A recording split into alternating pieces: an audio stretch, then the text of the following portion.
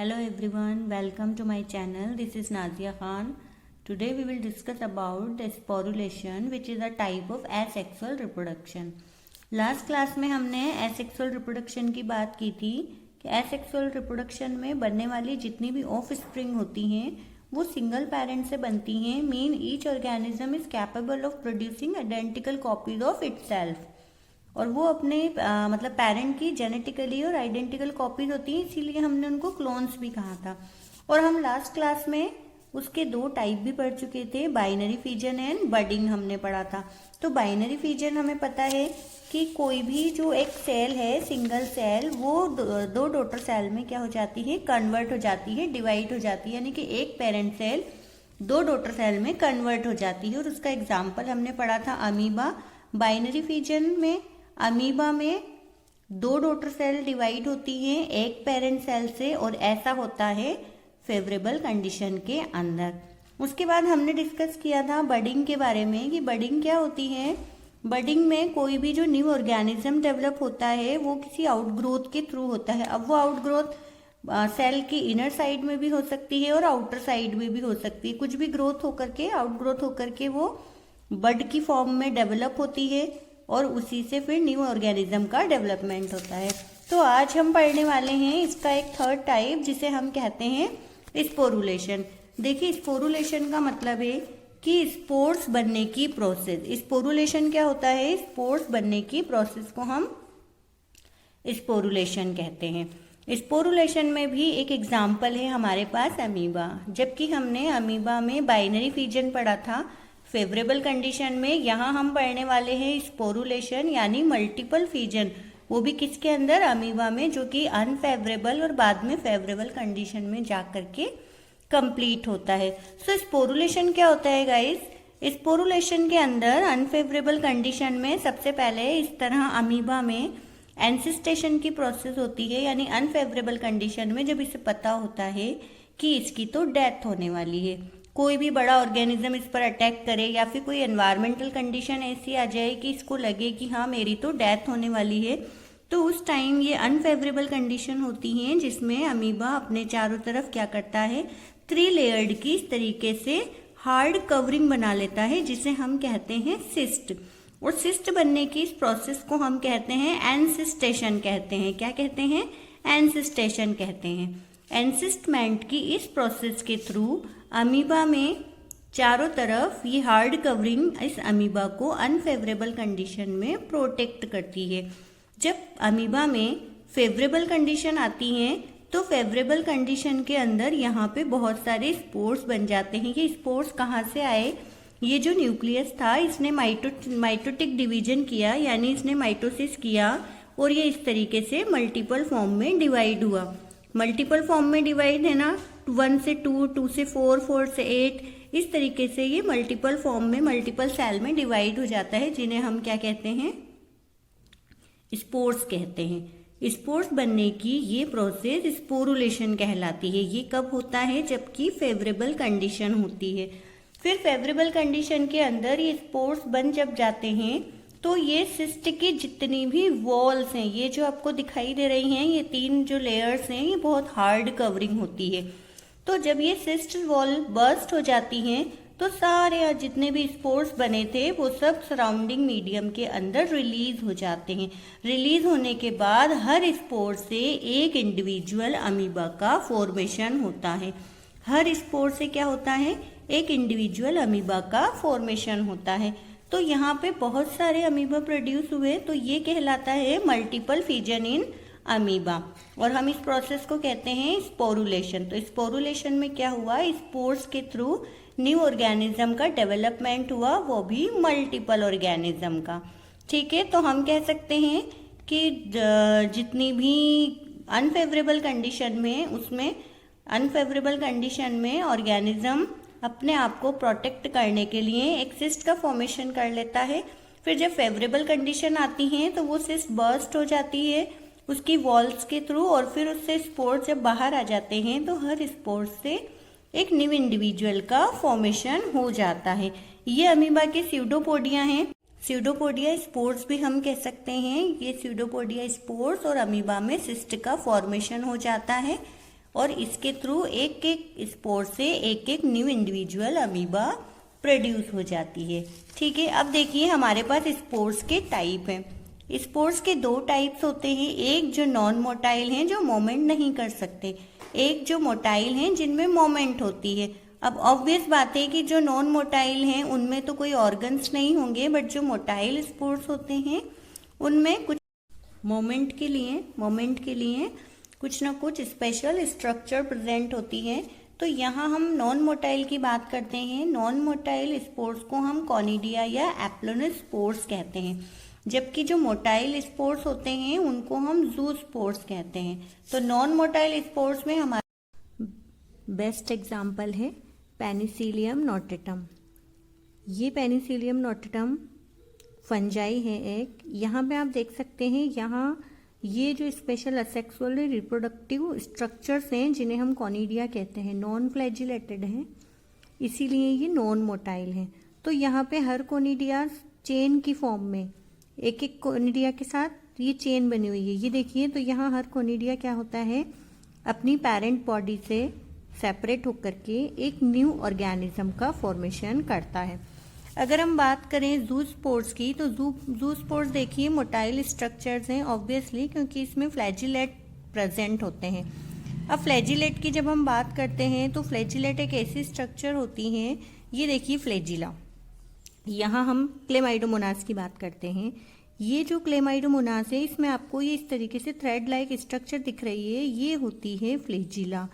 अब फ्लैजिला की एक और स्पेशल बात ये है कि जिसे क्लेमाइडोमोनास बाई फ्लैजिलेटेड है, इसमें दो फ्लैजिला प्रेजेंट हैं। तो हर फ्लैजिला का अपना एक ऑपोजिट मोमेंट होता है, यानी एक फ्लैजिला इस डायरेक्शन में मूव करेगा तो दूसरा फ्लैजिला उसकी ऑपोजिट डायरेक्शन में मूव करेगा। तभी हम देखते हैं कि क्लेमाइडोमोनास की जो मोमेंट होती है वो किस तरीके से होती है, इस तरीके से जिगजैग मोमेंट होती है। तो यहाँ पे जू स्पोर्स के अंदर क्लेमाइडोमोनास जो कि बाई फ्लैजिलेटेड स्पोर्स है, बहुत अच्छे एग्जाम्पल है। और ये है एक बैक्टीरिया में भी फ्लैजिला प्रेजेंट होते हैं, इसीलिए ये जू स्पोर्स के एग्जाम्पल हैं। तो यहाँ हमारा स्पोरुलेशन फिनिश होता है। सो नेक्स्ट हम बात करते हैं फ्रेगमेंटेशन की। फ्रेगमेंटेशन ये हमारा फोर्थ टॉपिक है। ये फोर्थ टॉपिक फ्रेगमेंटेशन, देखिए फ्रेगमेंटेशन में क्या होता है, एक्चुअल में इसमें कोई बॉडी है।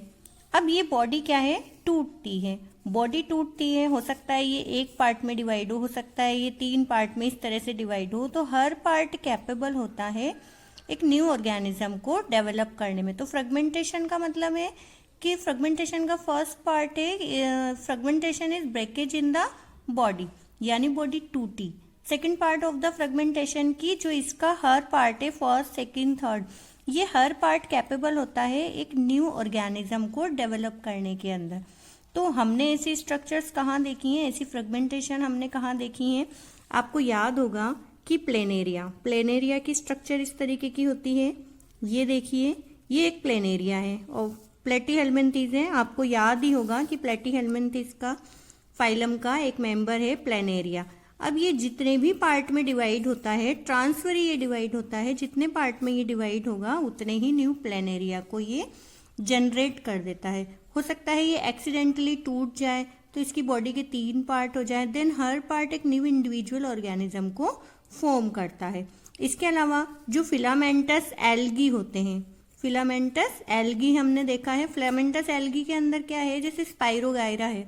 तो स्पाइरोगायरा क्या करता है, ये कोई भी फिलामेंटस एल्गी है तो ये खुद ही क्या करता है, मैच्योर होने पर टूट जाता है। सेल्फ क्या हो जाता है, जैसे ही मैच्योर होगा खुद से टूट जाएगा। अब वो उसके कितने भी पार्ट हो सकते हैं, तो हर पार्ट क्या करता है, एक नए इंडिविजुअल का फॉर्मेशन करता है। This is called fragmentation. देखिए फिलामेंटस एल्गी के अलावा हमारे पास स्पाइरोगायरा है, यूलोथ्रिक्स है, क्लेडोफोरा है, या प्रोटोनिमा ऑफ मॉसेस तो आपको याद ही होगा। ब्रायोफाइट्स के अंदर जो प्रोटोनिमा थे मॉसेस के, प्रोटोनिमा मॉसेस के ब्रायोफाइट्स में, यहाँ पे भी हम फ्रेगमेंटेशन को देख सकते हैं। तो फ्रेगमेंटेशन क्या होता है, it's a form of asexual reproduction in which an organism is split into fragments. तो जितने भी fragments होंगे, each of these fragments develops into a mature fully grown individual that are clone of the original organism. क्योंकि देखिए clone हम इसलिए कहेंगे कि असेक्सुअल रिप्रोडक्शन का पार्ट है। सेक्सुअल रिप्रोडक्शन में हर ऑर्गेनिज्म जो बनता है वो अपने पेरेंट का जेनेटिकली और आइडेंटिकली कॉपी होता है, इसीलिए हमने उसको क्लोन कहा था। तो फ्रेगमेंटेशन में भी क्या हो रहा है, फ्रेगमेंटेशन में कोई भी बॉडी है वो टूट रही है, टूट करके उस बॉडी का हर पार्ट एक न्यू इंडिविजुअल को जनरेट कर सकता है, रीजनरेट होकर के एक न्यू इंडिविजुअल का फॉर्म कर सकता है। तो फ्लैट फॉर्म्स यानी प्लेनेरिया में हमने देख लिया, फिलामेंटस एल्गी हैं, प्रोटोनिमोमोसिस हैं, यूलोथ्रिक्स है, क्लेडोफोरा है। तो इन सब में फ्रेगमेंटेशन प्रेजेंट होता है। अगर स्पाइरोगाइरा की हम बात करें तो ये उसकी इस तरीके की स्ट्रक्चर है। ये देखिए एक्सीडेंटली भी नहीं बल्कि मैच्योर होने पर खुद ही 3 पार्ट्स में टूट गया है, और टूटने के बाद इसने क्या किया, हर पार्ट ने ग्रो किया और न्यू इंडिविजुअल ऑर्गेनिज्म का फॉर्मेशन किया है। ठीक है, तो simply breaks up into small fragments और pieces upon maturation. These fragments grow into new individual, so this is called fragmentation. So अब हम बात करते हैं वेजिटेटिव प्रोपेगेशन, असेक्सुअल रिप्रोडक्शन का 5th टाइप है। इससे पहले हमने बाइनरी फीजन पढ़ा, बडिंग पढ़ा, फ्रेगमेंटेशन पढ़ा, स्पोरुलेशन पढ़ा, और अब हम पढ़ रहे हैं वेजिटेटिव प्रोपेगेशन। तो देखिए आपको ये प्रोपेगेशन जो टर्म है ये आपको न्यू लग रही होगी, लेकिन जब हम प्लांट्स की बात करते हैं तो रिप्रोडक्शन की जगह हम प्रोपेगेशन वर्ड का यूज करते हैं। ठीक है, तो आपको कंफ्यूज होने की जरूरत नहीं है, रिप्रोडक्शन कहें या प्रोपेगेशन कहें बात एक ही है। बस रिप्रोडक्शन हम दूसरे एनिमल्स के लिए बात करते हैं और प्रोपेगेशन के लिए हम बात करते हैं प्लांट्स की। तो देखिए वेजिटेटिव प्रोपेगेशन क्या होता है। सपोज कि ये कोई प्लांट है, ठीक है, ये इस तरीके से ये कोई प्लांट है, ये हमने एक प्लांट बना लिया यहाँ पे इस तरीके से, अल्टरनेटिव इसकी लीव्स वगैरह हैं। सपोज ये एक प्लांट है। अब अगर प्लांट का कोई भी पार्ट टूटकर, चाहे वो ब्रांच हो सकती है, चाहे वो स्टेम हो सकती है, चाहे वो लीफ हो सकती है, या फिर हो सकता है उसकी रूट्स हो, तो प्लांट्स का अगर कोई भी पार्ट टूट करके एक नए प्लांट को रिप्रोड्यूस कर सकता है तो उसे हम कहते हैं वेजिटेटिव प्रोपेगेशन। यानी यहाँ पर किसी भी प्रकार के सेक्सुअल जो ऑर्गन है उनका इन्वॉल्वमेंट नहीं होता है। प्लांट्स की लीफ हो सकती है, ब्रांच हो सकती है, स्टेम हो सकता है, या फिर रूट हो सकती है। तो इनके थ्रू अगर न्यू प्लांट जनरेट होता है तो उसी को हम क्या कहते हैं, वेजिटेटिव प्रोपेगेशन कहते हैं। देखिए वेजिटेटिव प्रोपेगेशन की जब हम बात करते हैं वो रूट से हो सकता है, स्टेम से हो सकता है, लीफ से हो सकता है, लेकिन सीड से नहीं होगा। सीड को अगर हम हटाएंगे तो ही वो वेजिटेटिव प्रोपेगेशन होगा, क्योंकि आपको पता होना चाहिए कि जो सीड है ये सेक्सुअल रिप्रोडक्शन का पार्ट है। क्योंकि जब हम बात करते हैं फ्लावर की, तो फ्लावर रिप्रोडक्टिव ऑर्गन है प्लांट्स का, और इसी के थ्रू क्या होता है, सीड प्रोड्यूस होता है। तो सेक्सुअल रिप्रोडक्शन का पार्ट होता है सीड, इसीलिए एक्सेप्ट सीड है। सीड को हम अगर हटा दें और प्लांट की रूट्स हो, स्टेम हो, लीव्स हो, इनमें से किसी भी पार्ट से अगर न्यू प्लांट जनरेट होता है तो उसी को हम वेजिटेटिव प्रोपेगेशन कहते हैं। ठीक है, अब देखिए वेजिटेटिव प्रोपेगेशन में क्या है कि जैसे कोई भी पार्ट, अब ऐसा तो नहीं है कि पूरी रूट होगी या पूरा स्टेम होगा या पूरा ही लीफ होगा, तो इसमें क्या होता है, लीफ का, रूट का या किसी भी स्टेम का कोई पार्ट होता है और वो इन्वॉल्व होता है वेजिटेटिव प्रोपेगेशन में, तो उस टर्म को हम कहते हैं प्रोपेग्यूल।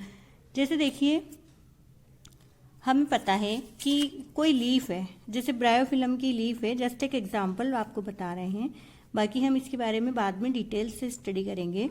ये लीफ है, ठीक है, इस लीफ से अगर यहाँ पर इन नोचेस से कोई एडवेंटिशियस बड निकल जाती है और ये बड क्या करती है, ये नोचेस से एडवेंटिशियस बड बाद में क्या करती है, एडवेंटिशियस रूट को डेवलप करती है, और एडवेंटिशियस रूट से फिर क्या होता है, एक न्यू प्लांट जनरेट होता है। तो देखिए हमारे पास 3 टाइप से क्या हो रहा है, वेजिटेटिव प्रोपेगेशन हो रहा है। प्रोपेग्यूल की जब हम बात करते हैं तो जो प्लांट का पार्ट किसी भी न्यू प्लांट को प्रोड्यूस करता है उसी को हम क्या कहते हैं, प्रोपेग्यूल कहते हैं।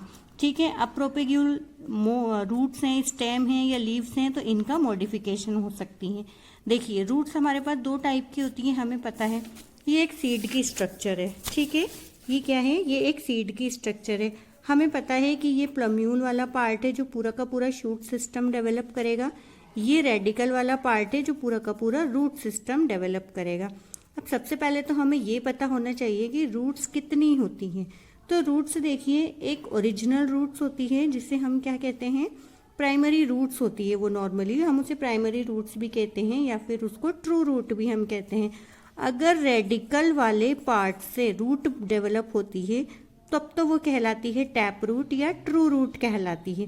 और अगर रेडिकल वाले पार्ट को छोड़ करके सीड के किसी भी पार्ट से अगर कोई भी टाइप की रूट डेवलप होती है तो उसे हम कहते हैं एडवेंटिशियस रूट कहते हैं। उसे हम क्या कहते हैं, एडवेंटिशियस रूट कहते हैं।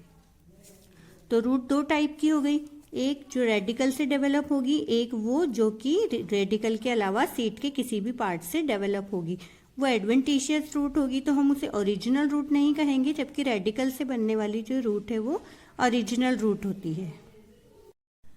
देखिए, टेप रूट और एडवेंटिशियस रूट में और क्या डिफरेंस होता है। एक तो ये हो गया कि जो टेप रूट है वो रेडिकल से बनेगी, ये ट्रू रूट होती है। और एडवेंटिशियस रूट रेडिकल के अलावा सीड के किसी भी पार्ट से बन रही है तो ये एडवेंटिशियस रूट है, बट इसे हम ट्रू रूट नहीं कहते हैं। तो दोनों ही टाइप की जो रूट्स हैं वो इन्वॉल्व होती हैं वेजिटेटिव प्रोपेगेशन के अंदर। टेप रूट की देखिए, टेप रूट की इस तरीके से ब्रांचेज होती हैं। ये प्राइमरी रूट हो गई, ये प्राइमरी रूट के बाद इसके अंदर ये इस तरीके से प्राइमरी सेकेंडरी टर्शरी इस तरीके से क्या होती हैं, रूट ब्रांचेज में डिवाइड होती हैं। जबकि जो एडवेंटिशियस रूट होती हैं वो ब्रांचेज में डिवाइड नहीं होती। जैसे आपने गार्लिक देखा होगा, अनियन देखी होगी, उसमें क्या होता है, इस तरीके से स्टेम होता है, ये फ्लैशी लीव्स होती हैं। अनियन की बात हम कर रहे हैं इस तरीके से। यहाँ पर विदाउट डिवाइडेड एनी ब्रांचेज, यहाँ पे क्या होता है कि ब्रांचेज में ये रूट डिवाइड नहीं होती, बल्कि थ्रेड लाइक एक स्ट्रक्चर होती है, बिल्कुल इस तरीके की। देखिए, इसे हम कहते हैं एडवेंटिशियस रूट, यानी इसमें ब्रांचेज नहीं होती हैं और बिल्कुल स्ट्रेट होती हैं, थ्रेड लाइक स्ट्रक्चर होती हैं। ये एडवेंटिशियस रूट है। ये देखिए, स्टेम से निकल रही है, रेडिकल से तो नहीं निकल रही ना।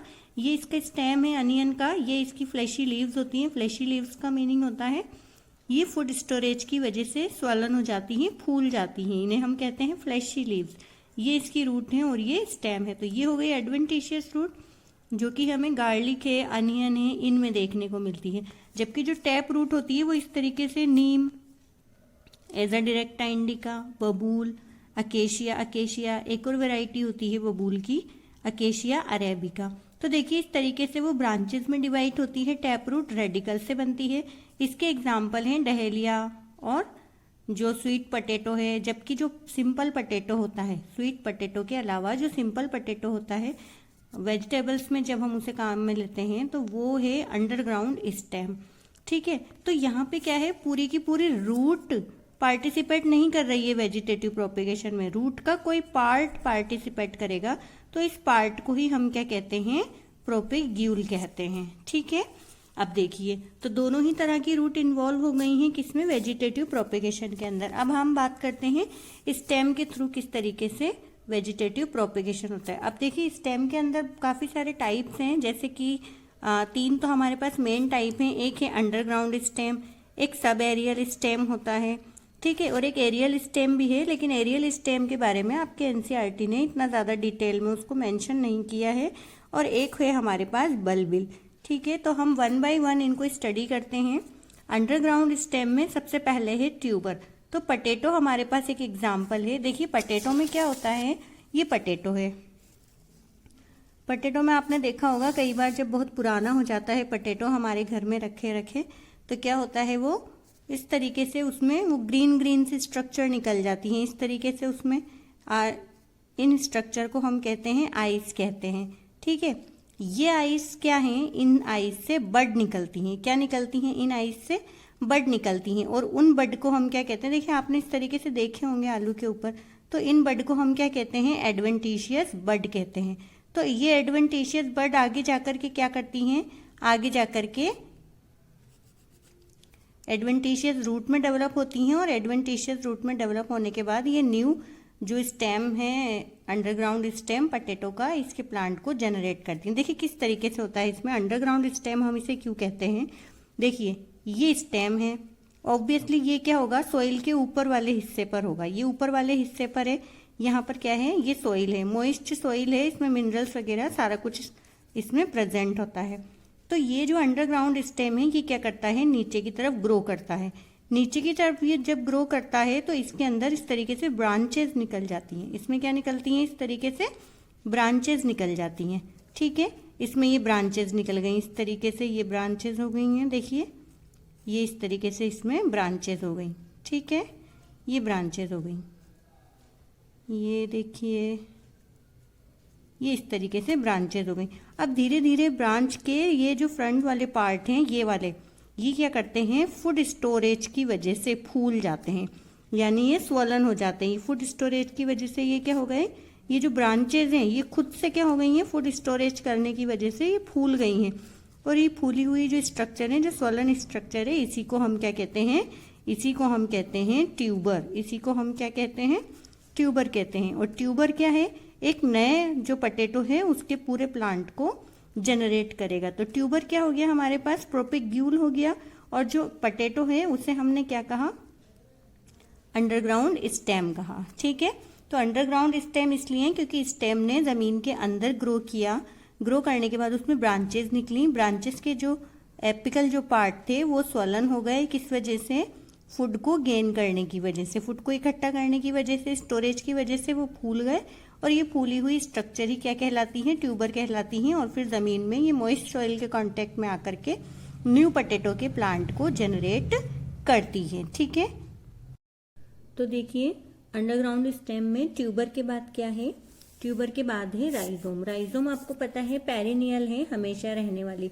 देखिए जिंजर की आपने इस तरीके से स्ट्रक्चर देखी होगी, ये देखिए आपको राइजोम की स्ट्रक्चर जो एनसीईआरटी ने आपको मेंशन की है, ये देखिए ये जिंजर है, जिंजर स्टेम है। ये हमें कैसे पता चलेगा, देखिए ये आपको इस तरीके से स्ट्रक्चर दिखाई दे रही हैं, ये नोड और इंटर नोड है। और हमें पता है कि नोड और इंटर नोड किसकी क्वालिटी होती है, स्टेम की क्वालिटी होती है। देखिए आपको गन्ना याद होगा, शुगर केन, सेकेरम बारबरी और सेकेरम ऑफिसिनेरम। यहाँ पे क्या होता है, इस तरीके से ये नोड और ये इंटर नोड प्रेजेंट होते हैं और इन पर क्या निकलती हैं, इन पर बड डेवलप होती है। तो बड का काम और नोड और इंटर नोड ये दोनों किस पे निकलती हैं, स्टेम पे निकलती हैं। रूट पे तो होने से रही, बट रूट पे तो नोड और इंटर नोड बनती नहीं। इसीलिए स्टेम की जो हमें पहचान करनी है वो किस तरह करनी है कि एक तो उसमें क्या बननी चाहिए, नोड और इंटर नोड बननी चाहिए और उसी पर बड भी बननी चाहिए। ठीक है, तभी हमने इसको क्या कहा है, हमने इसको स्टेम कहा है। ठीक है, तो ये नोड्स और इंटर नोड्स हो गई। ये जो आपको स्ट्रक्चर दिखाई दे रही हैं इसमें, ये सारी स्ट्रक्चर क्या है, राइजोम। ये सारी स्ट्रक्चर क्या है, राइजोम है। देखिए ये रूट लाइक स्टेम है that grows horizontally under the ground, new adventitious root from at the nodes. ये नोड्स हैं आपके पास, तो nodes which shoot growing upward to form new plantlets. ठीक है, जिससे न्यू प्लांट क्या होता है, रिप्रोड्यूस होता है। तो यहाँ हुआ क्या है एक्चुअल में कि नीड से, नोड से, सॉरी ये क्या है, नोड और ये इंटरनोड। तो ये नोड से क्या होता है, पूरा शूट ग्रो करता है। ठीक है, upward to form new plantlet. तो ये हो गया आपके राइजोम। तो राइजोम में क्या है, देखिए यहाँ पे इस तरीके से ये जो निकल रही हैं ये डेवलप हो चुकी हैं और ये छोटी छोटी हैं, ये हैं बड। ये क्या है, एडवेंटिशियस बड हैं। ठीक है, ये लेटरल बड्स हैं, ये ग्रो करेंगी out to form new rhizomes. ठीक है, अब इसके एग्जाम्पल हमारे पास क्या क्या है, इसके एग्जाम्पल है हमारे पास जैसे बनाना है, जिंजर है, ये आपके सामने, ये अदरक, आयरिस है, टर्मरिक है, लोटस है, टाइफा केना, ये सब किसके एग्जाम्पल्स हैं, राइजोम्स के एग्जाम्पल्स हैं। यानी कि ये पेरिनियल होती हैं, अंडरग्राउंड स्टेम है, रूट लाइक इनकी स्ट्रक्चर है, हॉरिजॉन्टली ये क्या करती हैं, ग्रो करती हैं। कैसे ग्रो करती हैं, हॉरिजॉन्टली ग्रो करती हैं अंडर द ग्राउंड। और न्यू एडवेंटिशियस जो रूट है वो नोड से पूरा का पूरा शूट सिस्टम को डेवलप करती है, growing upward to form new plantlets. ठीक है, तो ये हो गई हमारे राइजोम की बात। अब नेक्स्ट हम बात करते हैं, देखिए नेक्स्ट हमारे पास है बल्ब। बल्ब हमने अभी पहले ही डिस्कस कर चुके हैं कि अनियन और जो गार्लिक हैं ये इस तरीके से बल्ब लाइक स्ट्रक्चर होती हैं। तो वहां हमने सिर्फ टैप रूट और एडवेंटिशियस रूट की बात की थी। तो ये एडवेंटिशियस रूट है जो थ्रेड लाइक स्ट्रक्चर्स होती हैं विदाउट डिवाइडेड यानी ब्रांचेस होती हैं। अब यहाँ हम अंडरग्राउंड स्टेम की बात कर रहे हैं, तो बल्ब एक्चुअल में क्या होता है, अंडरग्राउंड स्टेम्स होता है, और ये उसके एग्जाम्पल्स हैं। स्टेम के बाद अब हम अंडरग्राउंड स्टेम के बाद अब हम बात करते हैं सब एरियल स्टेम की। सब एरियल नाम से ही पता चल रहा है क्रीपिंग है, यानी कि ये जमीन पर इस तरह से लेट कर हॉरिजॉन्टली ग्रो करने वाले स्टेम होते हैं, इसलिए सब एरियल या क्रीपिंग स्टेम हम इनको कहते हैं। ठीक है, इसमें क्या होता है, वही जैसे कि हमारे पास इसमें 3 टाइप है। ऑफसेट जिसमें वाटर हाइसिंथ है, आइकॉर्निया, क्रेसिपिस आपको पता ही है, जलकुंभी जिसे हम कहते हैं। सकर हमारे पास है जिसका एग्जाम्पल है मैंथा, क्राइसैंथेमम और मिंट इसका एग्जाम्पल है। रनर है, रनर में ग्रासेस हैं, ऑक्सैलिस है। ग्रासेस में भी एनसीईआरटी ने एक नाम मेंशन किया है, दूब ग्रास, जिसे हम क्या कहते हैं, साइनोडॉन डैक्टिलॉन कहते हैं।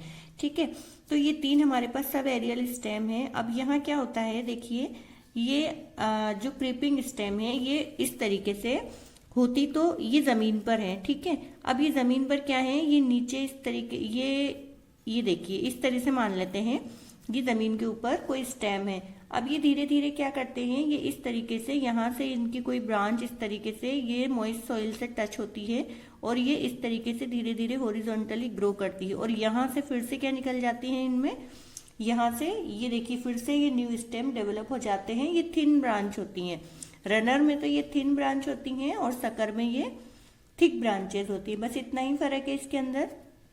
बाकी देखिए ऑफसेट की जब हम बात करते हैं, ऑफसेट का हमें पता है कि ये टेरर ऑफ बंगाल होती है।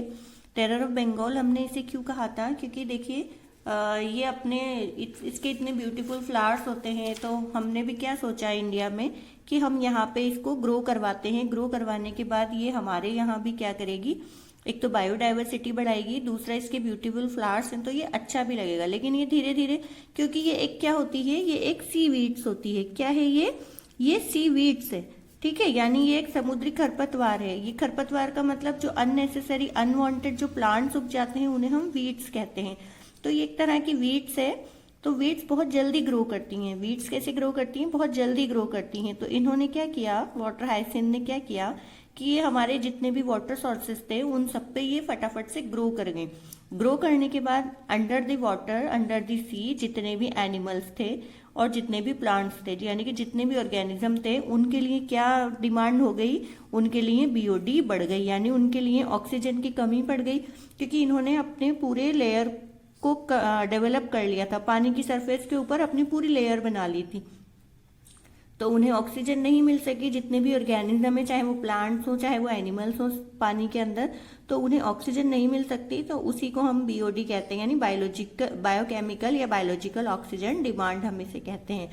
पहले ये एनसीईआरटी में बायोलॉजिकल ऑक्सीजन डिमांड थी, अब जब न्यू एनसीईआरटी आई है तो न्यू एनसीईआरटी में इसे बायोकेमिकल ऑक्सीजन डिमांड कर दिया गया है।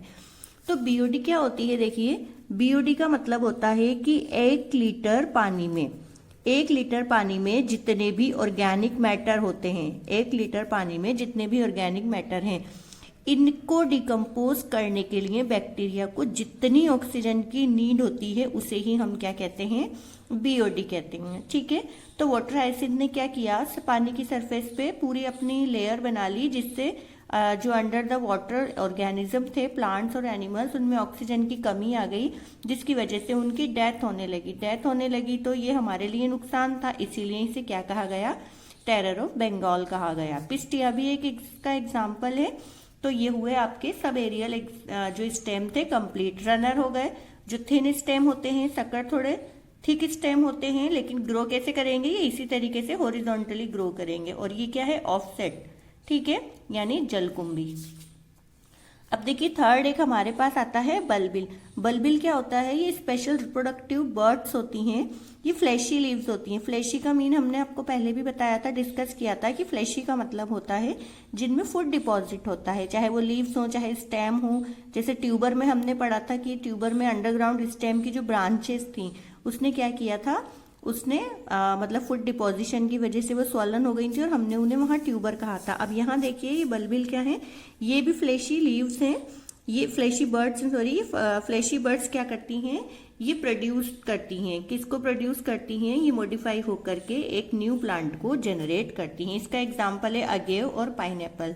देखिए अगेव से एग्जाम में क्वेश्चन आता है कि अगेव में किस टाइप का असेक्सुअल रिप्रोडक्शन होता है, तो आपको लिखना है कि अगेव में bulbil type of asexual reproduction present होता है। कैसे प्रेजेंट होता है? ये special type of fleshy buds होती हैं और इन फ्लैशी बर्ड से ही एडवेंटिशियस रूट्स निकलती हैं और उन्हीं से फिर से स्टेम यानी पूरा शूट सिस्टम डेवलप होकर के न्यू प्लांटलेट जनरेट हो जाता है। ठीक है, तो ये हमारा कंप्लीट होता है स्टेम वाला पार्ट। अब हम देखते हैं हमारे पास एक और बचा है जो वेजिटेटिव प्रोपेगेशन है बाय लीव्स के थ्रू। तो देखिए बाय लीव्स के अंदर किस तरीके का होता है। बाय लीव्स में देखिए हमारे पास एग्जाम्पल हैं ब्रायोफिलम है और बिगोनिया है। हम बिगोनिया की पहले बात करते हैं। बिगोनिया आपने देखा होगा हमारे घरों में इस तरीके से एक टू लीफ वाले फ्लावर्स लगे रहते हैं, पिंक कलर के, व्हाइट कलर के और डव कलर के, इस तरीके के। तो ये क्या होती हैं, जब इनकी पत्तियां सड़ गल जाती हैं और ये नीचे मॉइस्ट के अंदर गिर जाती हैं, मॉइस्ट सॉइल के अंदर, तो ये खुद से ही क्या करती हैं, लीफ गिर करने के बाद अपने मदर जो प्लांट है उससे अलग होकर के क्या करती हैं, एक न्यू प्लांट को रिप्रोड्यूस करती हैं। ठीक है, अब देखिए इसका सेकंड और सबसे बेस्ट एग्जांपल है हमारे पास ब्रायोफिलम। ब्रायोफिलम देखिए इस तरह से लीफ होती है, लीफ ही लीफ होती है इस पूरे प्लांट के अंदर। और यहाँ पे ये क्या है, मेरिस्टेमेटिकल मार्जिनल नॉचेज हैं और यही कैपेबल होती हैं न्यू प्लांटलेट को जनरेट करने में या रिप्रोड्यूस करने में। तो क्या होता है कि ये जो मार्जिनल नॉचेज हैं ये मेरिस्टेमेटिक हैं, यानी ये बार बार डिवाइड हो सकती हैं, मेरिस्टेमेटिक सेल्स की बनी होती हैं। और यहाँ पे क्या होता है, ये इस तरह से नॉचेस से एडवेंटिशियस रूट डेवलप होती हैं और वापस इस तरीके से पूरा का पूरा प्लांटलेट डेवलप हो जाता है। ठीक है, तो ये है लीफ से लीफ इस तरीके से बनती है इसमें कि पूरा प्लांट डेवलप हो जाता है हर नोचेस से। फिर देखिए ये जो न्यू बनने वाली लीव्स है इनमें भी मार्जिनल नोचेस हैं जो मेरिस्टेमेटिक हैं, तो ये भी एडवेंटिशियस रूट को डेवलप करेंगे और एडवेंटिशियस रूट से फिर से न्यू प्लांटलेट्स भी इससे बन जाएगा। तो ये हुआ जो हमारे पास था बाय लीव्स से हमने पढ़ लिया वेजिटेटिव प्रोपेगेशन किस तरीके का होता है। देखिए एनसीईआरटी ने आपके डायग्राम मेंशन किया हुआ है। ये है हमारे पास ब्रायोफिलम का डायग्राम, ये ब्रायोफिलम है, ये इसके देखिए ये मार्जिनल नोचेस के ऊपर यहाँ एडवेंटिशियस रूट डेवलप हो गई और ये वापस से क्या हो गया, नया प्लांटलेट बन गया। ये एडवेंटिशियस बड से एडवेंटिशियस रूट्स बन जाएंगे, यानी इन नोचेस के अंदर पहले एडवेंटिशियस बड बनेंगी, फिर उनसे इस तरीके से रूट बन जाएंगी एडवेंटिशियस और फिर उनसे प्लांटलेट न्यू रिप्रोड्यूस हो जाएगा। इसके अलावा देखिए ट्यूबर हमने अभी पढ़ा था, जो अंडरग्राउंड स्टेम है, ये आईज वाली स्ट्रक्चर है, इन्हें ही हम यहाँ पे क्या कहते हैं, ये आईज हैं और ये जर्मिनेटिंग आई बड है और इन बड से ही क्या होगा, एडवेंटिशियस रूट डेवलप होंगी और पूरा प्लांटलेट डेवलप हो जाएगा। जिंजर में राइजोम की हमने बात करी ली यहाँ पे। ये देखिए ये वाटर हाइसिंथ है, इस तरीके से ये वाटर में प्रेजेंट होता है, जो कि क्या है, एक सी वीड से, और ये अच्छा नहीं होता है क्योंकि ये बहुत जल्दी ग्रो करता है। सिर्फ इसके अच्छे सुंदर फ्लावर्स की वजह से इसे लगाया गया था, बाकी इसने बहुत ही हार्म पहुंचाया था वाटर रिसोर्सेज को, इसलिए इसको टेरर ऑफ बंगाल हमने कह दिया। फिर देखिए ये बल्बिल है, ये बल्बिल किसकी है, अगेव हमने एग्जाम्पल पढ़ा था, तो ये एक्चुअल में अगेव की ही बल्बिल है। ये देखिए कितनी फ्लैशी बर्ड है, ये special type of reproductive bird भी होती है। ये फ्लैशी बर्ड है, इसमें फूड डिपोजिशन की वजह से ये बहुत ज्यादा फूल चुकी है, तो ये फूड डिपॉजिट होने की वजह से इस बल्बिल से ही क्या होता है, एडवेंटिशियस रूट निकल जाती है, क्योंकि ये बड तो ये खुद ही है, तो बड से क्या होता है, इस बड से एडवेंटिशियस रूट डेवलप होती है। रूट डेवलप होने के बाद इनसे क्या बन जाता है, न्यू प्लांटलेट डेवलप हो जाता है। यानी वेजिटेटिव प्रोपेगेशन में ऑल ओवर हमने क्या देखा कि यहाँ पे किसी भी प्लांट के पार्ट से अगर हम सीड को हटा दें तो कोई भी प्लांट का जो पार्ट है यानी प्रोपेग्यूल है उसी से एक नया प्लांटलेट पूरा का पूरा रिप्रोड्यूस हो जाता है। तो ये है हमारा वेजिटेटिव प्रोपेगेशन। सो नाउ अब हम बात करते हैं सेक्सुअल रिप्रोडक्शन की। देखिए सेक्सुअल रिप्रोडक्शन, इससे पहले क्योंकि हमने सेक्सुअल रिप्रोडक्शन में पढ़ा था कि सेक्सुअल ऑर्गन्स का इन्वॉल्वमेंट नहीं होता है, लेकिन सेक्सुअल रिप्रोडक्शन के अंदर हमारे पास 2 पेरेंट का इन्वॉल्वमेंट होना जरूरी है। तो 2 पेरेंट का इन्वॉल्वमेंट होगा तभी वो सेक्सुअल रिप्रोडक्शन कहलाता है। सो देखिए fusion of gamete sexual reproduction की फर्स्ट रिक्वायरमेंट होती है। तो यहाँ पे देखिए 2 पेरेंट वो यूनिसेक्सुअल होते हैं, यानी कि दो अलग अलग ऑर्गेनिज्म हैं तो वो यूनिसेक्सुअल कहलाएंगे। अगर एक ही ऑर्गेनिज्म में दोनों सेक्स ऑर्गन प्रेजेंट होते हैं तो वो क्या कहलाता है, बाइसेक्सुअल कहलाता है, यानी कि मोनोशियस कहलाता है। अगर एक ऑर्गेनिज्म में दोनों ही सेक्सुअल ऑर्गन प्रेजेंट हैं तो वो क्या कहलाते हैं, बाइसेक्सुअल या मोनोशियस कहलाते हैं।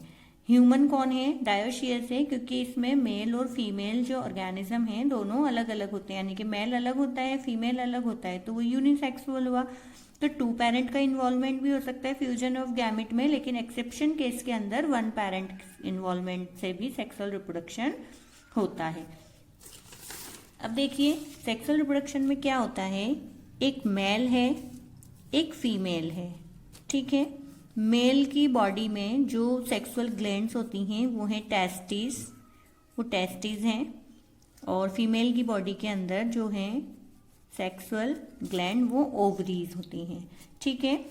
टेस्टिस कैसी होती हैं, डिप्लॉइड नंबर ऑफ क्रोमोसोम होती हैं, ओवरी कैसी होती हैं, डिप्लॉइड नंबर ऑफ क्रोमोसोम्स होती हैं। टेस्टिस से क्या होता है, टेस्टिस से स्पर्म्स बनते हैं, टेस्टिस से क्या बने, स्पर्म्स बने, ओवरी से क्या बने, ओवम बने, ठीक है। स्पर्म्स कैसे स्ट्रक्चर्स होती हैं, सिंगल सेल स्ट्रक्चर हैं, और ह्यूमन की बॉडी की अगर हम बात करें तो ये सबसे स्मॉलेस्ट सेल होती है। स्मॉलेस्ट सेल ऑफ ह्यूमन कौन है, स्पर्म्स हैं। हैप्लॉइड नंबर ऑफ क्रोमोसोम होती हैं, ओवम कैसे होते हैं, हैप्लॉइड नंबर ऑफ क्रोमोसोम होते हैं, ठीक है। अब दोनों ही गैमेट्स हैं, दोनों ही गैमेट्स हैं क्योंकि स्पर्म्स और ओवम हैप्लॉइड स्ट्रक्चर है, और हैप्लॉइड सिर्फ गैमेट्स ही होते हैं ह्यूमन की बॉडी में, इसके अलावा कोई भी सेल हैप्लॉइड नहीं होती। जितनी भी सेल्स होती हैं वो सब वेजिटेटिव सेल्स होती हैं और उनमें क्रोमोसोम का नंबर डिप्लॉइड होता है। यहाँ ये जर्म सेल कहलाती हैं, जर्म प्लाज्म इसमें प्रेजेंट होता है, स्पर्म और ओवम दोनों गैमेट हैं। गैमेट बनने की प्रोसेस को हम गैमेटोजेनेसिस कहते हैं। दोनों ही हैप्लॉइड नंबर ऑफ क्रोमोसोम होते हैं जब दोनों में फ्यूजन होता है। जब दोनों में फ्यूजन होता है तो एक डिप्लॉइड सेल बनती है जिसे हम कहते हैं जाइगोट। डिप्लॉइड सेल को हम क्या कहते हैं, जाइगोट कहते हैं, ठीक है। इस जाइगोट में क्या होता है, इस जाइगोट के अंदर क्लीवेज होता है। क्लीवेज क्या है, जाइगोट में होने वाले बार बार जो माइटोटिक डिवीजन होते हैं उन्हें हम क्या कहते हैं, क्लीवेज कहते हैं। फिर क्लीवेज से क्या बनेगा, क्लीवेज जाइगोट में होने वाला माइटोटिक डिवीजन है जो बार बार होता है, उसे ही हम क्लीवेज कहते हैं। क्लीवेज से क्या बन जाता है, क्लीवेज से एम्ब्रियो बन जाता है। एम्ब्रियो बनने की जो प्रोसेस है उसको हम क्या कहते हैं, उसको हम कहते हैं एम्ब्रियोजेनेसिस। क्या कहते हैं उसको, हम एम्ब्रियोजेनेसिस कहते हैं। एम्ब्रियोजेनेसिस हमने कह दिया एम्ब्रियो बनने की प्रोसेस को। तो क्या हुआ है, मेल के पास टेस्टिस है, सेक्सुअल ग्लैंड, फीमेल के पास ओवरी है, सेक्सुअल ग्लैंड।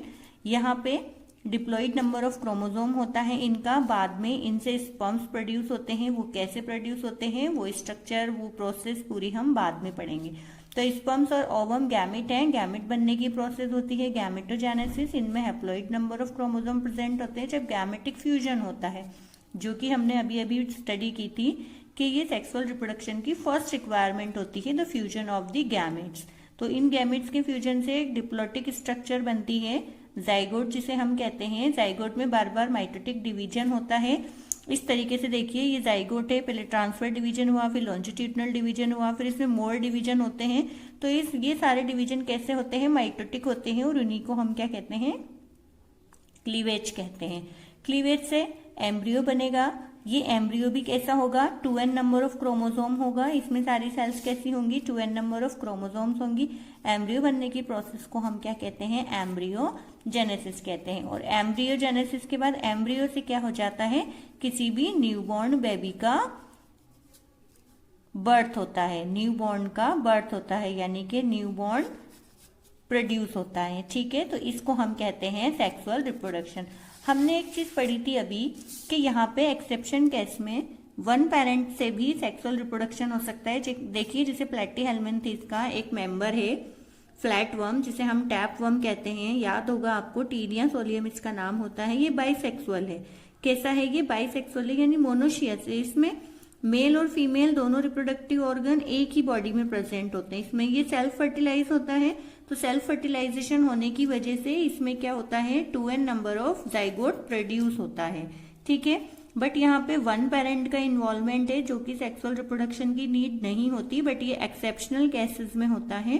फर्स्ट इसकी रिक्वायरमेंट है, नीड है फ्यूजन ऑफ गैमेट, जो कि किस में प्रेजेंट होता है, अर्थवॉर्म है। आपको पता है कि अर्थवॉर्म कैसा होता है, डायोशियस होता है, यानी यूनिसेक्सुअल होता है, सॉरी बाइसेक्सुअल होता है, लेकिन किस तरीके से होता है, अर्थवॉर्म में देखिए सेक्सुअल रिप्रोडक्शन, अर्थवॉर्म में इस तरीके से सेक्सुअल रिप्रोडक्शन होता है।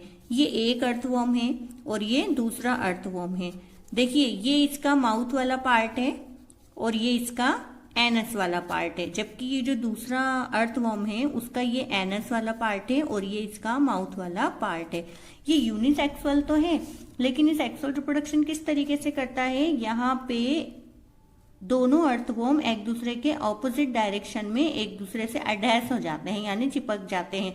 तो एक अर्थवॉर्म के स्पर्म एक की बॉडी में ट्रांसफर हो जाते हैं और दूसरे के स्पर्म दूसरे वाले की बॉडी में इस तरीके से ट्रांसफर हो जाते हैं। तो एक ही बॉडी के अंदर क्या होता है, स्पर्म और ओवम का फ्यूजन होता है, जिसको हम क्या कहते हैं, सेक्सुअल रिप्रोडक्शन। बट ये एक्सेप्शनल केस में ही आता है ये भी, क्योंकि यूनिसेक्सुअल होना चाहिए सेक्सुअल रिप्रोडक्शन के लिए, बट ये बाइसेक्सुअल होते हुए भी क्या करते हैं, सेक्सुअल रिप्रोडक्शन करते हैं। ठीक है, तो अब इसके बाद सेक्सुअल रिप्रोडक्शन के बाद हम स्टडी करेंगे इसकी फर्दर जो स्टेजेस होती हैं सेक्सुअल रिप्रोडक्शन की, कि सेक्सुअल रिप्रोडक्शन की नीड के अंदर क्या क्या जरूरी है। सबसे पहले देखिए, क्योंकि गैमेटिक फ्यूजन के अंदर फर्टिलाइजेशन होता है, गैमेटिक फ्यूजन के बाद क्या होता है, फर्टिलाइजेशन होता है। तो एक स्टेप पहले होती है फर्टिलाइजेशन की, जिसे हम कहते हैं प्री फर्टिलाइजेशन। एक होगा फीमेल की बॉडी में फर्टिलाइजेशन और दूसरा उसके बाद होगा पोस्ट फर्टिलाइजेशन। ठीक है, तो प्री फर्टिलाइजेशन में सबसे पहले क्या है, दो पेरेंट का इन्वॉल्वमेंट होना चाहिए। द सेकेंड इज गैमेटोजेनेसिस होना चाहिए, जो अभी अभी हमने देखा। तो गैमेट बनने की जो प्रोसेस है गैमेटोजेनेसिस कहलाती है, यानी गैमेट्स का फॉर्मेशन। फिर उसके बाद क्या होगा, गैमेटिक फ्यूजन होगा। देन गैमेटिक फ्यूजन होने के बाद क्या होगा, फर्टिलाइजेशन होगा, यानी कि जो गैमेट्स के प्रोन्यूक्लियाई हैं उनका फ्यूजन होगा। तो उसी को हम क्या कहते हैं, फर्टिलाइजेशन कहते हैं। फ्यूजन ऑफ प्रोन्यूक्लियाई हो गया, फर्टिलाइजेशन हो गया। अब फर्टिलाइजेशन देखिए दो टाइप के होते हैं। फर्टिलाइजेशन दो टाइप के किस तरीके से होते हैं, देखिए ये फीमेल बॉडी है, ये क्या है, फीमेल पेरेंट की बॉडी है। इस फीमेल पेरेंट की बॉडी के अंदर स्पर्म्स क्या करते हैं, ये स्पर्म है, स्पर्म का न्यूक्लियस है, ये ओवम है, ये ओवम का न्यूक्लियस है। ठीक है, तो यहाँ पे क्या होता है, स्पर्म अपने न्यूक्लियस को ओवम के न्यूक्लियस से फ्यूज करता है। ओवम तो कैसा है, ओवम तो नॉन मोटाइल स्ट्रक्चर है, इसमें तो कोई स्ट्रक्चर फ्लैजिला जैसी होती नहीं है कि ये मूव करे। जबकि जो स्पर्म है स्पून लाइक स्ट्रक्चर है, ह्यूमन बॉडी की सबसे स्मॉलेस्ट सेल है। ये कैसे होते हैं, मोटाइल। ये कैसे होते हैं, मोटाइल होते हैं। तो स्पर्म ओवम से कैसे फ्यूज होता है वो प्रोसेस हम बाद में पढ़ेंगे, बस अभी के लिए इतना जान लेते हैं कि फर्टिलाइजेशन की प्रोसेस में सबसे पहले गैमेट बनेंगे। गैमेट बनने के बाद उनका फ्यूजन होगा। फ्यूजन होने के बाद दोनों गैमेट्स के जो प्रोन्यूक्लियाई हैं उनका फ्यूजन होगा, तब जाके हम उसे क्या कहते हैं, फर्टिलाइजेशन कहते हैं। तो अगर फर्टिलाइजेशन फीमेल की बॉडी के अंदर हो रहा है, फीमेल पेरेंट की बॉडी के अंदर हो रहा है, तब तो हम उसे क्या कहेंगे, इंटरनल फर्टिलाइजेशन।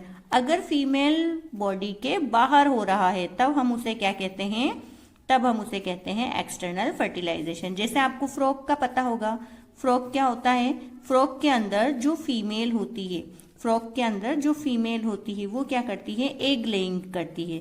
क्या करती है, एग लेइंग करती है अपनी पीठ के ऊपर, एग लेइंग करती है। तो यहाँ पर क्या होता है, जो मेल फ्रॉग है, जो मेल फ्रॉग है, ठीक है, ये मेल फ्रॉग के आसपास ही क्या करती है, एग लेइंग करती है। एग लेइंग के बाद में मेल जो अपने स्पर्म्स को ले करता है वाटर के अंदर, वो फीमेल पेरेंट की बॉडी में नहीं जाते हैं। क्या होता है, क्योंकि इसने तो अपनी पीठ पर एग लेइंग की, अंडे दिए उसने, तो मेल क्या करते हैं, अपने स्पर्म्स को उन अंडों पर जाकर के फर्टिलाइज करते हैं। ठीक है, तो ऐसा जो फर्टिलाइजेशन है जो कि फीमेल बॉडी के अंदर नहीं हो रहा, बाहर की तरफ हो रहा है, तब हम उसे क्या कहते हैं, एक्सटर्नल फर्टिलाइजेशन कहते हैं। अब देखिए जो एक्सटर्नल फर्टिलाइजेशन है वो फीमेल पेरेंट की बॉडी के क्या हुआ, बाहर की तरफ हुआ। ठीक है, अब बाहर की तरफ हुआ तो यहाँ पे इसमें मीडियम क्या है, इसके पास मीडियम होता है वाटर। तो जो एक्सटर्नल फर्टिलाइजेशन से बनने वाली जो ऑफ स्प्रिंग्स होती हैं, जो एक्सटर्नल फर्टिलाइजेशन में बनने वाली ऑफ स्प्रिंग होती हैं, उनका जो सर्वाइवल के चांस बहुत ही कम होते हैं। देखिए, जबकि इंटरनल फर्टिलाइजेशन में बनने वाली जो न्यू बॉर्न है वो फुल्ली मैच्योर्ड होती है, तब जाके बॉडी से बाहर निकलती है, इसलिए इसके सर्वाइवल के चांस कैसे होते हैं, बहुत ही ज़्यादा होते हैं। इसके बाद देखिए, ये फर्टिलाइजेशन की प्रोसेस थी पूरी। फर्टिलाइजेशन के बाद देखिए हमारे पास है पोस्ट फर्टिलाइजेशन। पोस्ट फर्टिलाइजेशन में फर्टिलाइजेशन के बाद ऑब्वियसली 2n जो स्ट्रक्चर बनेगी सिंगल सेल, वो जाइगोट है, जाइगोट का फॉर्मेशन होगा। उसके बाद एम्ब्रियोजेनेसिस होगा, यानी एम्ब्रियो बनेगा, और एम्ब्रियो से न्यूबॉर्न बेबी का डेवलपमेंट होगा। तो ये होती है सेक्सुअल रिप्रोडक्शन की प्रोसेस। अब हम डिफरेंस देख लेते हैं। ओवरी, ओवरी से क्या प्रोड्यूस हो रहे थे, ओवम। तो हम यहाँ पे ओवम एंड एग में डिफरेंस देख लेते हैं, क्योंकि ये दो अलग अलग चीजें हैं। ठीक है, दोनों ही होती तो हैप्लॉइड सेल है। कैसी होती हैं, ये भी हैप्लॉइड नंबर ऑफ क्रोमोसोम है, ये भी हैप्लॉइड नंबर ऑफ क्रोमोसोम है। ठीक है, अब ये एग, इस पे कैल्शियम कार्बोनेट का शेल होता है, यानी ये कैलकेरियस शेल होते हैं, जबकि ओवम में ऐसा कोई भी शेल प्रेजेंट नहीं होता है। देखिए क्यों, क्योंकि एग हमेशा क्लेइंग किए जाते हैं फीमेल बॉडी के बाहर, यानी कि सराउंडिंग एनवायरनमेंट में सेफ प्लेस पर। जैसे कि एग्जांपल है हमारे पास ओविपेरस एनिमल्स होते हैं। इन ओविपेरस एनिमल्स लाइक रेप्टाइल्स हैं, बर्ड्स हैं, the fertilised eggs covered by hard calcareous shell are laid in a safe place in environment. So ये कैलकेरियस शेल हो गया इनमें कैल्शियम कार्बोनेट का, जबकि ये जो ओवम है ये फीमेल बॉडी के अंदर ही प्रोड्यूस होते हैं, इसलिए इसे किसी भी सराउंडिंग एनवायरनमेंट में प्रोटेक्शन की नीड नहीं होती है। तो ये डिफरेंस है ओवम और एग में। अभी तक हमने जितनी भी बात की थी वो थी एनिमल्स के अंदर जो सेक्सुअल रिप्रोडक्शन है उसकी।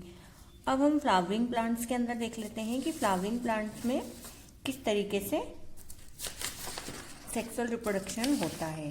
देखिए, फ्लावरिंग प्लांट्स में ये देखिए, फ्लावरिंग प्लांट्स में क्या होता है, हमें पता होना चाहिए कि जो जाइगोट है, जाइगोट किस में कन्वर्ट होता है, जाइगोट कन्वर्ट होता है, यानी कि जाइगोट डेवलप होता है इनटू द एम्ब्रियो। किस में डेवलप होता है, इनटू द एम्ब्रियो। ठीक है, तो जाइगोट किस में डेवलप हो गया, एम्ब्रियो में डेवलप हो गया। और जाइगोट कहाँ फॉर्म होता है, हम कह सकते हैं कि जाइगोट फॉर्म होता है ओव्यूल के अंदर। तो जाइगोट कहाँ पे फॉर्म हुआ, जाइगोट फॉर्म हुआ है ओव्यूल के अंदर, inside the ovule. Zygote is formed inside the ovule, और फिर जाइगोट ने क्या बना लिया, डेवलप होकर के एम्ब्रियो बना लिया। ठीक है, एम्ब्रियो बना लिया। अब ये जो ओव्यूल था जिसके अंदर जाइगोट का फॉर्म हुआ है, ये ओव्यूल क्या करता है, ये ओव्यूल डेवलप होता है सीड के अंदर। ओव्यूल किस में डेवलप होता है, सीड के अंदर डेवलप होता है। ठीक है, अब बात आती है ओवरी की, जो सबसे इंपॉर्टेंट है, ओवरी। ओवरी किस में कन्वर्ट हो जाती है, ओवरी कन्वर्ट होती है फ्रूट के अंदर। तो अब बात आती है कि ओवरी की तो वॉल्स भी हैं, तो ओवरी की जो वॉल्स होती हैं वो किस में कन्वर्ट हो जाती हैं, वो कन्वर्ट होती हैं फ्रूट की वॉल्स में। ठीक है, तो ओवरी की वॉल किस में कन्वर्ट हो गई हैं, फ्रूट की वॉल में कन्वर्ट हो गई हैं। जाइगोट कहाँ था, ओव्यूल के अंदर बना, जाइगोट डेवलप्स होकर के उसने एम्ब्रियो का फॉर्मेशन किया, ओव्यूल ने सीड बनाया, ओवरी ने फ्रूट बनाया, और ओवरी की वॉल्स ने फ्रूट की वॉल्स बनाई। अब एक इम्पॉर्टेंट क्वेश्चन है हमारे पास कि ये जो फ्रूट की वॉल्स हैं ये क्या कहलाती हैं। तो फ्रूट की वॉल्स को हम क्या कहते हैं, पेरिकार्प कहते हैं। फ्रूट की वॉल्स को हम क्या कहते हैं, पेरिकार्प कहते हैं। देखिए, ये जो चारों पांचों क्वेश्चन हैं ये बहुत इंपॉर्टेंट हैं। सबसे पहले एग्जाम में क्वेश्चन एक बार बोर्ड एग्जाम में आ भी चुका है कि जाइगोट का फॉर्मेशन कहाँ होता है। तो आपको लिखना है, in flowering plants the zygote is formed inside the ovule after fertilisation. Obvious बात है, आफ्टर फर्टिलाइजेशन ही जाइगोट बनेगा। कहाँ बनेगा, इनसाइड द ओव्यूल बनेगा। फिर जाइगोट आगे जाके एनिमल में भी सेक्सुअल रिप्रोडक्शन में क्या हो रहा था, जाइगोट आगे जाकर के एम्ब्रियो में डेवलप हो रहा था, तो यहाँ भी सेम चीज है। अब ओव्यूल जिसमें जाइगोट का फॉर्मेशन हुआ है वो ओव्यूल डेवलप होता है सीड में, और यही सीड आगे जाकर के क्या होता है, जर्मिनेट होता है into the new plant favourable conditions के अंदर। ठीक है, ओवरी से क्या बन जाता है, फ्रूट बन जाता है, और ओवरी की वॉल से फ्रूट की वॉल्स बन जाती हैं। तो फ्रूट की वॉल्स को हम क्या कहते हैं, पेरिकार्प कहते हैं। ठीक है, जैसे हम एक एग्जाम्पल लेते हैं, हमारे पास मैंगो है ना। ठीक है, मैंगो की हमारे पास देखिए 3 कवरिंग होती हैं, 1, 2 और 3। देख, ये सबसे आउटर प्रोटेक्टिव लेयर है, इसको हम क्या कहते हैं, एक्टोकार्प कहते हैं। इसको हम क्या कहते हैं, एक्टोकार्प कहते हैं। ये जो सबसे अंदर वाली है, जो सॉलिड होती है, ये कहलाती है एंडोकार्प। क्या कहलाती है ये, एंडोकार्प कहलाती है। अब ये जो पूरा पार्ट बच गया, ये फ्लैशी पार्ट होता है जो खाने योग्य होता है, इसे हम कहते हैं मीजोकार्प। इसे हम क्या कहते हैं, मीजोकार्प कहते हैं। ठीक है, तो देखिए फ्रूट की वॉल को हमने क्या कहा, पेरिकार्प कहा। फ्रूट की वॉल को पेरिकार्प के बाद हमने देखा कि फ्रूट की जो वॉल्स हैं वो किसी फ्रूट में 3 हो सकती हैं, किसी में 2 हो सकती हैं। दैट इज क्या है, that is protective in function. ठीक है, तो ये फंक्शन इनका क्या होता है सभी का, कि ये प्रोटेक्टिव होती हैं। अब देखिए एनसीईआरटी में हमारे पास कुछ एग्जाम्पल्स हैं जिसको उसने शो किया हुआ है इस तरीके से। देखिए ये पी है, पाइसम सिटाइवम, यहाँ पे ये इसकी प्रोटेक्टिव लेयर है जिसको कि हम फेंक देते हैं, जिसे हम कहते हैं पेरिकार्प, क्योंकि एक ही कवरिंग है। मैंगो में 3 थी, यहाँ पे कितनी है, 1 ही है। ये क्या है, इसके सीड है, यानी ये जो बटर के दाने हैं ये सीड है, और इनके चारों तरफ ये जो हार्ड कवरिंग होती है ग्रीन कलर की, तो ये क्या कहलाती है, ये पेरिकार्प कहलाती है। इस तरीके से देखिए, इसमें ये प्रोटेक्टिव कवरिंग है, ये इसके सीड है, ये प्रोटेक्टिव कवरिंग है, ये इसके सीड है, और इसमें ये पी का मतलब प्रोटेक्टिव कवरिंग और ये सीड है। तो इस तरीके से देखिए जो प्लांट्स हैं, फ्लावरिंग प्लांट्स, उसमें सीड से फेवरेबल कंडीशन के अंदर प्रोड्यूस होता है न्यू प्लांट। यानी जब आफ्टर डिस्पर्जल होता है सीड का, तो वो जर्मिनेट हो जाएगा फेवरेबल कंडीशंस में, और वो क्या करेगा, न्यू प्लांट्स को प्रोड्यूस करेगा। ठीक है, तो सबसे इंपॉर्टेंट आपको क्या याद रखना है कि जो ओवरी है वो डेवलप्स होती है फ्रूट के अंदर। ये क्वेश्चन बहुत इंपॉर्टेंट है, तो इसलिए आपको इसे याद करना है। बाकी इसके आगे जो स्टडी है वो हम नेक्स्ट वीडियो में करेंगे। तो वीडियो देखने के लिए थैंक यू। नेक्स्ट वीडियो के लिए आप हमारे साथ बने रहिए, हमारे चैनल से जुड़े रहिए। Thank you so much.